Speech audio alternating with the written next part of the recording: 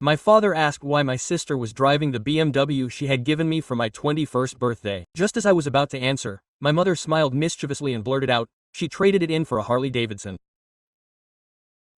Dad went stiff, and what he did next made my sister wish she had never been born that day. In a serious tone, my father repeated, "Why does Sophia have your car, son?" I was looking for a quick excuse, but my mother, who loves the show and clearly supported Sophia, cut me off immediately and gave me the whole truth. She sold it, my love. She traded the BMW for that loud Harley she loved to look at in the shop window. My father's face drained of color. He hates motorcycles with all his heart. To him, a Harley represents total defeat. He just stared at me, without saying a word. He took out his cell phone, dialed a number, spoke for barely a few seconds, and hung up. My sister was still smiling, oblivious to the disaster she had just unleashed. I had never seen him so silent. After hanging up, he didn't say anything. He got up from the table, went to the garage, and slammed the door shut. My mother tried to cover it up by pouring herself another glass of wine, but we all sensed that something terrible was coming. Sophia kept bragging that the bike had more character than any luxury car. I just wanted to evaporate. An hour later, we heard a tow truck arrive. I looked out the window. A man got out with an envelope in his hand. My father came out, signed some documents, and pointed. But the BMW was gone, only the Harley remained. The worker looked confused. Dad mumbled something and pointed at the bike. The man lifted it onto the platform without a word. Sophia ran off, shouting her name. My father didn't even look at her. He waited for the tow truck to leave and came back. His voice was so low that it made my blood run cold. From now on, neither of them is to touch another euro of my money. If they feel so grown up, they should start paying for their own things. Sophia was speechless. Me too. That night, my mother tried to calm him down. He said the bike was a silly thing for a young person, that we all do crazy things at that age, but he didn't give in. The way he looked at her made me understand that it wasn't just about the bike, it was something much deeper. The next morning, my account was empty. I went to the bank thinking it was a mistake, but they confirmed that the main account holder, my father, had cancelled all the transfers. Sophia cried when she saw that her card no longer worked. My mother locked herself in her room until noon. When she came out, she asked me to talk to him, to tell him that the Harley was mine and that Sophia had only borrowed it to show off, but it was too late for lies. That same afternoon a certified letter arrived from my father's lawyer, 2 envelopes, one for me and one for Sophia. Mine said that I was excluded from any inheritance until further notice. Sophia tore hers up without reading it. My mother screamed that he was destroying the family, but he ignored her. He looked me in the eye and said, "If you really sold the BMW, show me the receipt." I remained silent. I didn't have a receipt because the bike wasn't even in my name. Then he smiled for the first time all day and said the sentence that still haunts me. "Well, I hope you like walking." He left the house and didn't come back that night. My mother paced the kitchen, repeating that it was all a misunderstanding and that it would go away, but I knew she wouldn't. When my father feels betrayed, he locks himself in like a fortress. The next day, my sister woke up early determined to get it back. Harley called every tow truck depot and repair shop in town. No one had a record of that bike. It was as if the earth had swallowed it. Dad wasn't answering his phone and my mother forbade us from going to his office, but I couldn't stay still anymore. I went straight to the company. His secretary looked at me as if I were the living dead. He said he was in a meeting, but I heard his voice and just walked in. He was with the administrators of the family estate. "Where's the bike?" I asked bluntly. He closed a folder and replied coldly. "Sold." He added that the money was in an account in my name, but it was blocked until I demonstrated maturity and responsibility. He basically left me penniless. When I got home, Sophia was devastated. She had found the sales contract for the BMW in my mother's name. Not mine. She had been the one who sold it using my documents. My mother had put on the whole circus so that Sophia would have something to brag about. I confronted her that night. She didn't deny it. She said the car was just an object, that Dad would never leave me on the street and that he did it to avoid fights between us, but she got exactly the opposite. Sophia screamed that she didn't know anything, that she thought I had lent her the bike. My mother tried to calm her down, but it was impossible. Everything was broken. That night, Dad came back, didn't look at anyone, went straight to the office and closed it. I followed him. Dad, I said, it wasn't me, Mom sold the car. He looked at me for a second, picked up his phone, dialed it, and said quietly, do it first thing tomorrow morning. He hung up and walked past me without further ado. The next morning, we were awakened by a truck at 7 a.m. Several workers were unloading boxes and more boxes with the logo of Dad's company. My mother came downstairs in her dressing gown and paled when she saw them. They were all the files from her office at the family business. And on the dining room table was an envelope with a single handwritten sentence. We're not a team anymore. My mother stared at the envelope without touching it, as if petrified. Sophia asked if that meant divorce. No one answered, but we all knew. When Dad came downstairs, he was already carrying a suitcase. My mother tried to stop him, begged him to talk, but all he said was, I have nothing more to hear. He slammed the door. The slam was the hardest thing I've ever heard. Sophia cried for the first time, not the tears of a spoiled child, but because she finally understood the magnitude of the disaster. I didn't know whether to console her or yell at her, because even though it wasn't her fault, she had lit the fuse. For days, my mother tried to contact him by all means. Total silence.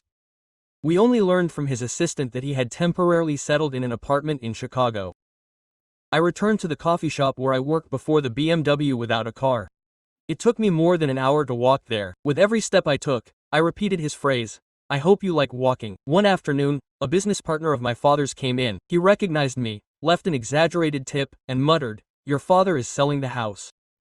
I didn't want to believe it, but when I got home that night, I saw the for sale sign nailed to the lawn. Sophia ran out to tear it down in tears while my mother watched from the window without saying anything. That night, the argument was so brutal that the neighbors called the police. My mother screamed that she couldn't take the house from us, that she had dedicated years to this family. Sophia blamed me. She said that if I hadn't bragged so much about the BMW, nothing would have happened. I didn't answer, I had no more strength. I locked myself in my room and watched from the window as someone put the sign back up, this time with a padlock. Dad wasn't just going to sell it, he wanted to make sure no one would stop him. He tried to stop him. The next morning, my mother disappeared for several hours. When she returned, she was holding a folder and her eyes were visibly swollen. She explained that she had visited the family lawyer's office. She had tried to stop the sale, but there was no legal chance. Everything was registered exclusively in my father's name. The atmosphere in the house became stifling. No one spoke to anyone. Sophia barely ate a bite to eat, and my mother spent entire nights in front of the computer looking for apartments to rent. All I could think about was how quickly everything had collapsed. Until one day a letter arrived addressed to me. It had no return address, but I recognized the handwriting immediately. It was from my father. Inside was just a sheet of paper folded in half.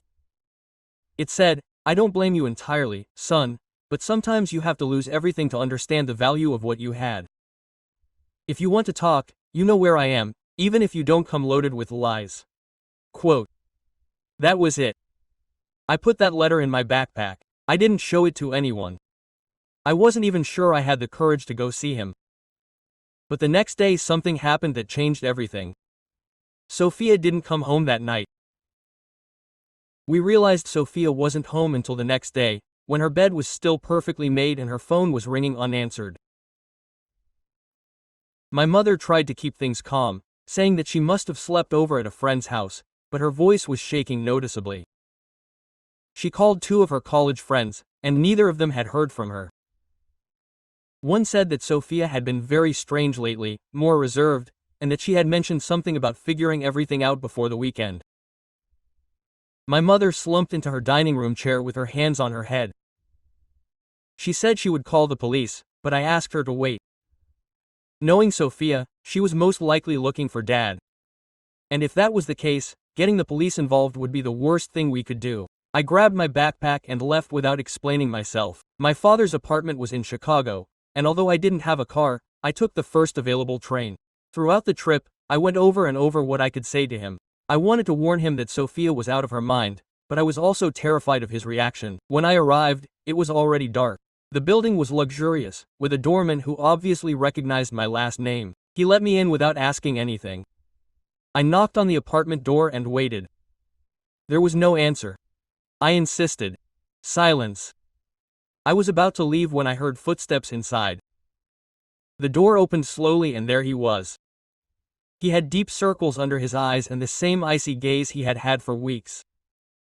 But before I could utter a word, from the back of the apartment I heard a voice that left me paralyzed. "Can we talk privately, Dad?" It was Sophia. She was there, dressed exactly the same as the day she disappeared. My father looked at her and then said, "Close the door, son." I entered without understanding a thing. The atmosphere was charged, almost electric. Sophia's eyes were puffy, although she didn't seem to have cried recently. On the table was an open envelope and a pile of documents, several of them with my name on them. My father sat down, crossed his arms, and declared that Sophia had told him absolutely everything. I asked him what it all meant and he replied that he knew that the BMW had never been legally in my name, that it had been part of a plan by my mother to hide a huge debt. At first I didn't understand, but Sophia took one of the papers and showed it to me. It was a loan in my mother's name, signed 6 months ago with the same car that was supposedly my gift as collateral. I was speechless. Dad explained that when he found out, he felt that everything he had built had been used against him. That's why he cut off the money, that's why he sold the motorcycle, and that's why he decided to end the marriage. Sophia had found out by going through the BM papers in Mom's office. That's why she had left, not to defend herself, but to confess everything. My father remained silent for a long time and then looked at me. "She has nowhere to go," he said, pointing at Sophia. "But you can still choose." I didn't understand until he handed me a key. It was to a small apartment, the same one he had been staying in when he had first argued with Mom. He told me I could stay there for a while, but not to think about returning to the family home. Sophia burst into tears again. She begged me not to abandon her, that Mom didn't know where she was. I promised her I would help her, although I still didn't know how. That night, the three of us slept in silence in the same apartment, without exchanging a word, but when I woke up, Dad was gone. He had left a letter for both of us on the table.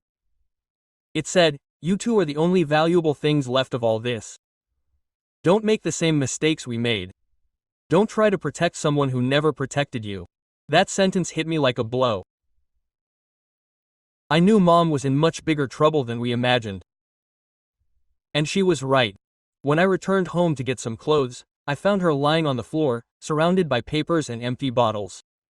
She was slumped over next to the desk, her eyes open and staring into space. For a second I thought the worst, but when I got closer I saw that she was breathing. She was conscious, just completely absent. Around her were torn documents, bank statements, printed emails, bills, all with the same title. Notice of immediate collection. I tried to wake her up. At first she didn't react until I said my father's name. Then she blinked as if she had come back from far away. She asked me for water in a shaky voice, and when I helped her sit up, she began repeating that it was all my fault. "If you hadn't sold that car, if you hadn't involved your sister," I couldn't believe she still had the nerve to blame me. Not after what she had seen. I asked her what all those papers were, and at first she tried to hide them, but it was useless. I snatched one from her hand. It was a legal notice. The bank was going to seize a property, not the house, but a different one that Dad had transferred to her years ago when he still trusted her. "How much do you owe, Mom?" I asked. She fell silent. Then, without looking at me, she said, $180,000. I felt like I couldn't breathe. How was it possible to see so much without anyone knowing? She explained that she had taken out several personal loans in the name of the family business, taking advantage of her position that it all started to cover expenses, and then it got out of hand. When Dad discovered the first part, everything fell apart and the BMW was just one of the collateral she used to cover part of those debts. That's why he sold it without telling me. That's why he made up the idea of the gift. I didn't know what to do. My mother cried. She said she would lose everything, that Dad would publicly destroy her if this came to light. She begged me not to tell Sophia, that she wouldn't understand. But Sophia already knew everything. I told her it was too late to keep lying, and then she changed. Suddenly she stopped crying and looked at me with a calmness that made my hair stand on end. "You don't understand, son. Your father wants me to pay a loan, but I won't do it. If he sinks my name, I'll take everyone with me. That sentence made my blood run cold. I asked her what she meant, but she didn't answer. She got up slowly and went to the study, locking it. I tried to open it, but it was impossible. From inside I heard her talking on the phone.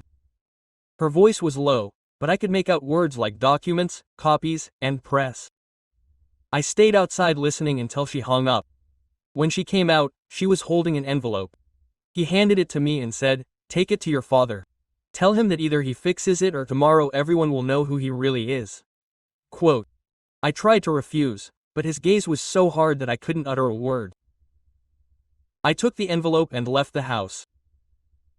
I called Dad several times during the journey, but he didn't answer. I called Sophia. When he knew that Mom was sick, she wanted to come with me, but I asked her to stay where she was. I didn't want him to see her like that. When I got to Dad's building, the doorman stopped me. He said that he had left an hour ago and didn't know when he would be back. I waited in the lobby, holding that envelope as if it were burning. I had no idea what was inside, but from the way Mom was protecting it, it had to be something very serious. 3 hours passed. When he finally showed up, he was surprised to see me. I got up immediately and handed him the envelope. "It's from Mom. It says that if you don't help her tomorrow, everything will come to light." Dad took it without opening it. His face changed instantly, as if he already knew exactly what it was. "I knew you would do this," he murmured. I asked him to explain, to tell me what was really going on, but he just looked at me and said something that made me freeze. "Don't leave her alone tonight, no matter what, don't leave her alone." And before I could react, she came out again with the envelope in her hand. That night I returned home with a horrible feeling.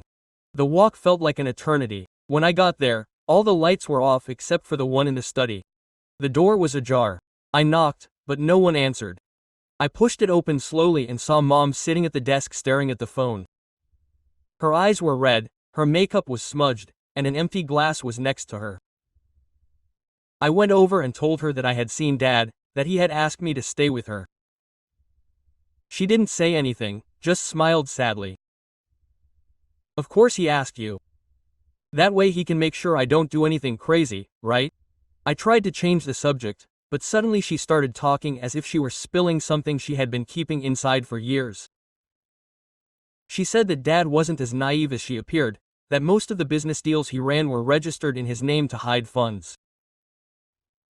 That when she found out, he persuaded her to keep quiet in exchange for guaranteeing our protection. "And now he's leaving me all alone," she said, as if I was to blame. I froze. I didn't know whether to believe her. After all, I had heard her lie countless times before, but this time there was something different in her voice, something anguished, genuine. There was a long silence. I was exhausted. I fell asleep in the armchair in the hallway. I woke up to a bang, a door slamming. I ran to the study, but the door was locked again. I knocked again and again until she opened it. She was packing, suitcases, papers, everything she could find. She said she was going away for a few days.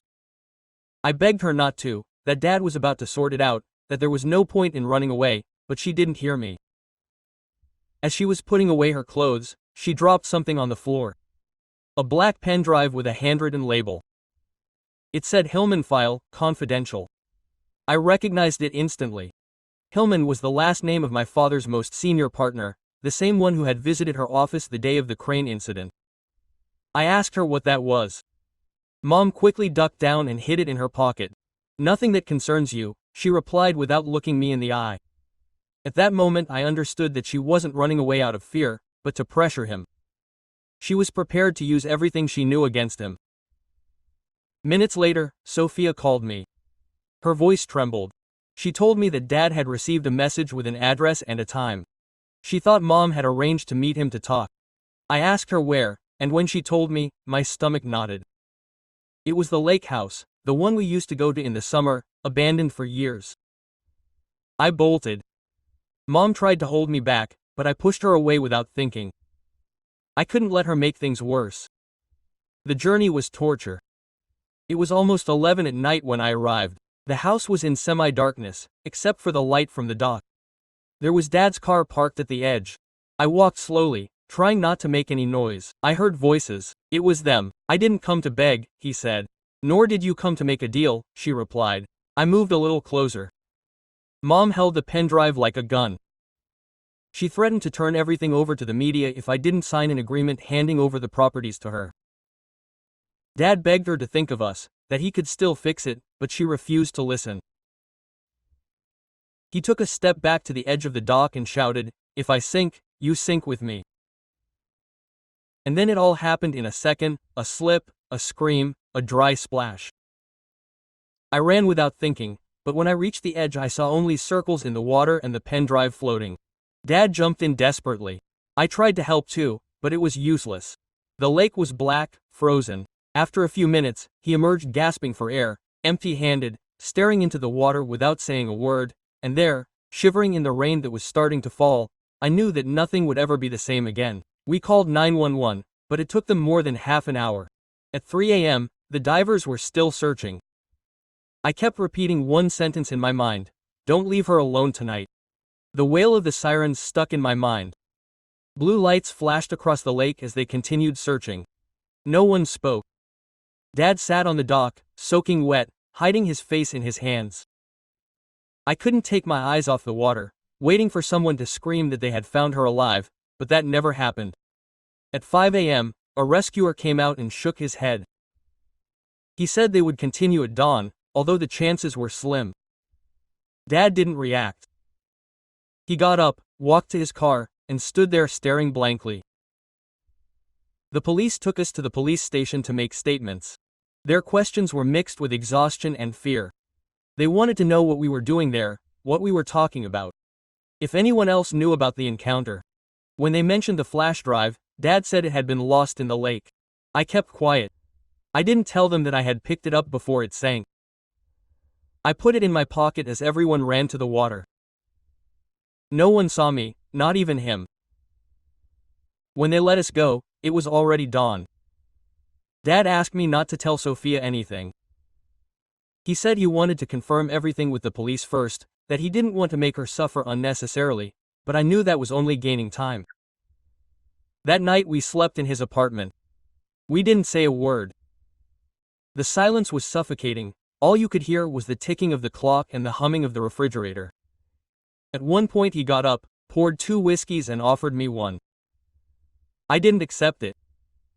I didn't hate her, he said without looking at me. I was exhausted. I didn't know what to answer. It hurt to see him so defeated, but what hurt me more was carrying that pen drive hidden without deciding whether to give it to him or not. The next morning, in the bathroom, I connected it to my laptop for just a second. I needed to know what was so valuable inside. There were folders with names, dates, bank statements, documents from Dad's company, some with his signature, others with Hillman's, emails, statements, and at the end a file titled Project Phoenix Confidential. I opened it and could hardly believe it. Transfers to offshore accounts, shell companies, payments to government officials, all with dates that coincided with the years in which Dad swore he had lost money. I felt an enormous emptiness. Mom hadn't lied. I knew that if I spoke he would fall with her. I slammed the computer shut. I couldn't take it in. Everything I believed about my family was much darker than I had ever imagined. I went for a walk without any direction. I ended up in front of the police station. I hesitated for a long time before going in. I didn't know whether to hand over the pen drive or protect my father. If I did, I would lose him forever. If not, I would carry the weight of what I had done. I returned to the apartment without deciding. Sophia was there crying, hugging a blanket. She told me she had seen the news. Missing woman in Lake Michigan. Possible accident. I didn't say anything. I couldn't. Dad was in his office, phone in hand. When he saw me come in, he hung up. The search is suspended tomorrow, he said hoarsely. The water conditions are bad. I nodded silently. I looked at him and noticed something. He didn't seem like a man devastated by the loss of his wife. He seemed like a man calculating his next move. I barely slept a wink that night. I waited for him to fall asleep. I grabbed the flash drive, my backpack, and left the apartment. I had no plan, only one certainty: to find out who my father really was. And what I discovered the next day explained why Mom was so scared. I checked into a seedy motel outside of Chicago. I barely slept and spent the night going through the files. Every folder was a bomb. Transfers to non-existent companies, forged contracts, bribes disguised as donations, all with dates, names, and most of all, my father's signatures. Among the documents I found emails between him and Richard Hillman. In one, Dad wrote, "If she talks, we both end up the same. Find a way to ensure her silence." That message was from 3 days before the accident. I froze. It was impossible not to think the worst. If Mom had really died and it hadn't been an accident, I called Sophia. I asked her not to tell anyone that I had left. I told her part of what I had found, but I could barely articulate it. I kept repeating, "Dad wouldn't do that. Not Mom. I promised to come back soon, but I couldn't go back without proof." I decided to go straight to the company. If all this was true, there had to be fingerprints there. I introduced myself as if I was going to see Dad, and the security guard let me in. I knew most of the staff, so no one suspected. I went up to Hillman's apartment. His office was closed, but through the glass in the hallway I saw moving boxes packed. I called the office next door, where the assistant was, a girl I remembered from some family dinner. I asked him about him with feigned indifference. He told me that Hillman had resigned 2 days earlier for personal reasons. I didn't let anything slip, but on the surface everything fit together. He had taken a long time right after the accident. As I was leaving the building, a black sedan was parked outside. A man was smoking inside and pretended not to notice me. I walked toward the subway, but the car pulled away as soon as I got through. I didn't want to go back to the motel. I ended up in a 24-hour coffee shop with the flash drive hidden in my pocket and my head about to explode if what I had was real. I was compromising not just my father, but an entire network of corruption. And if he had ordered Mom silenced, I was in danger for knowing it. That thought haunted me when a message came from an unknown number. "I know what you have. Trust no one. See you tomorrow at 10. Red Oak Cafe, 12th Street." It didn't mention any other name, but when I saw the address I knew instantly that this was the same cafe where I had worked years ago. The exact place where a friend of my father had quietly confessed to me that he was planning to put his house up for sale. I wasn't sure if this was an ambush or a stroke of luck. I barely slept a wink that night, if I slept at all. The next morning I arrived early, chose a table near the window, and put my backpack on the floor by my feet.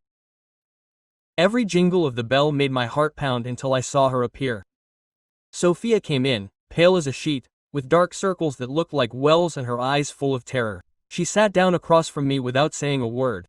She just put her phone on the table with a recording already playing. It was Dad's voice. "Make sure the lake is spotless. No footprints.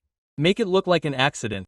I didn't breathe for what felt like an eternity. I stared at her, unable to articulate a sound. "Where the hell did that come from?" I finally managed to ask.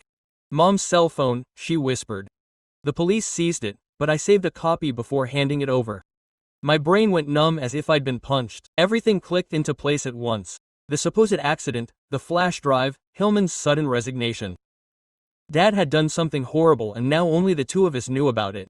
Sophia burst into tears. She said she couldn't take it anymore, that if this got out, our family would be torn apart. I told her I already was. At that precise moment a man entered the cafe, wearing a gray coat, dark glasses, sat down at the table behind him, didn't order anything, left an envelope and left. Inside was only a note written in black marker on white paper.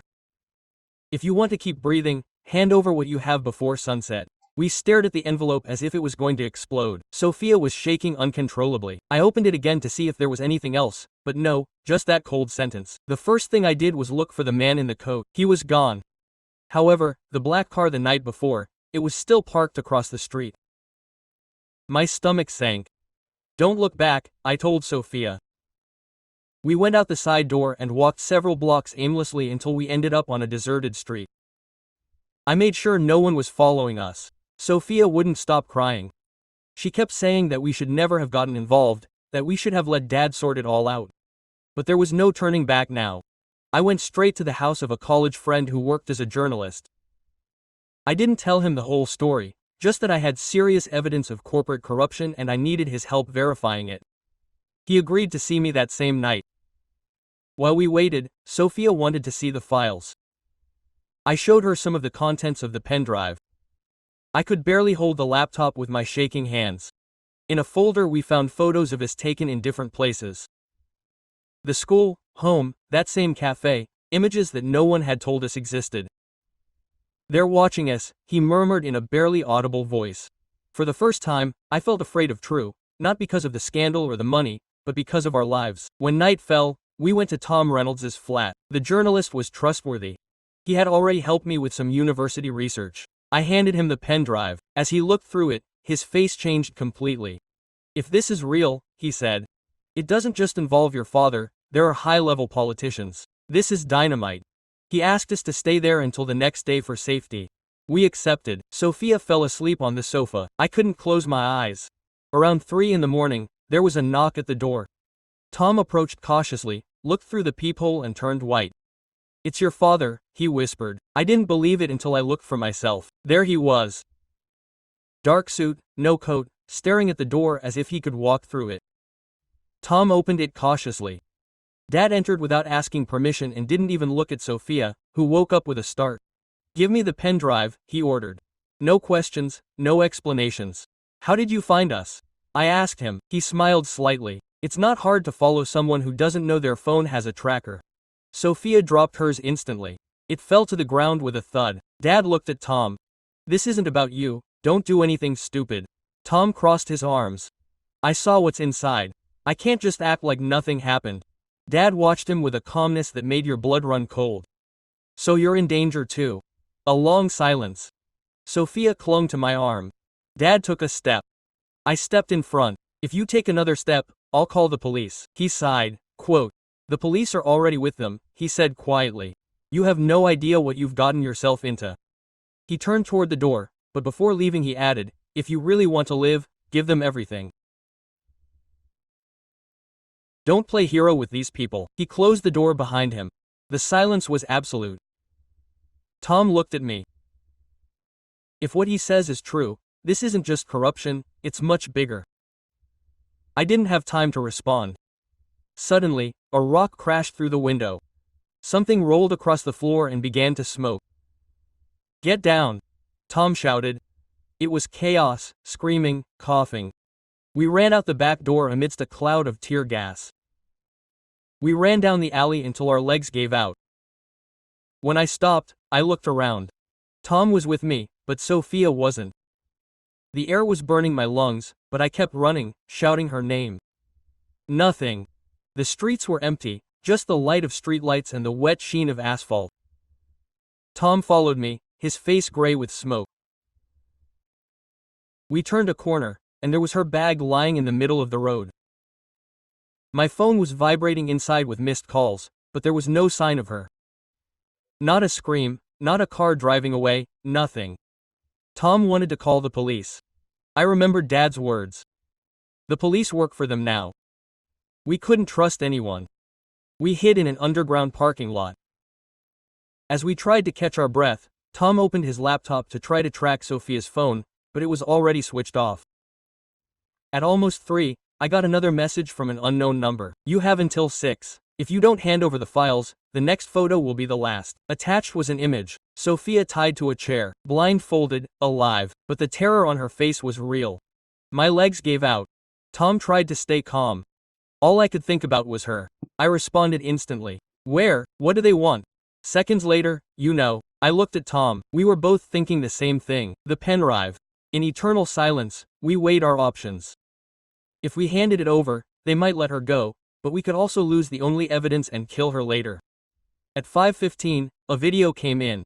Sophia in a windowless room. A male voice off camera.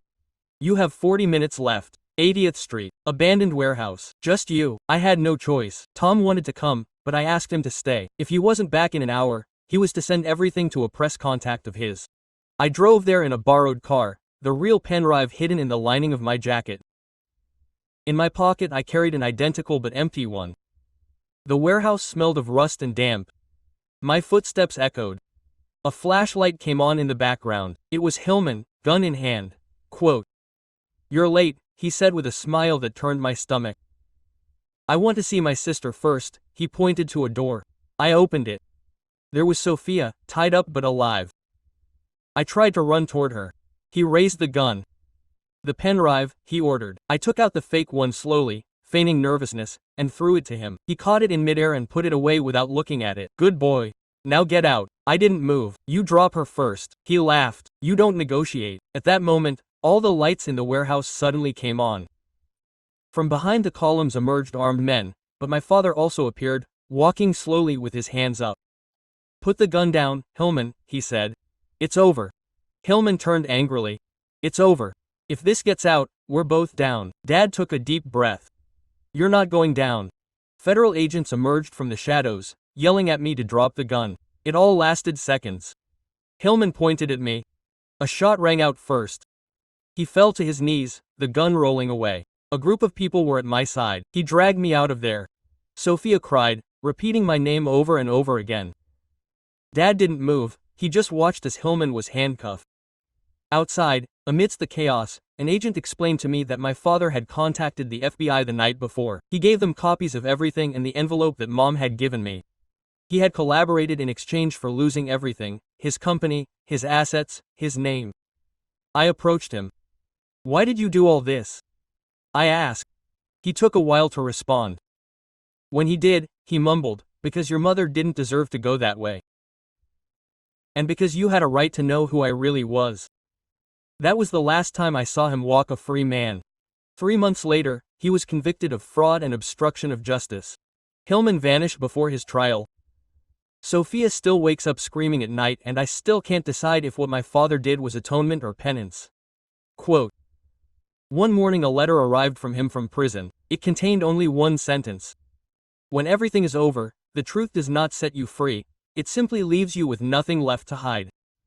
I folded it carefully and put it away in the same drawer where the key to the BMW that no longer exists is still there.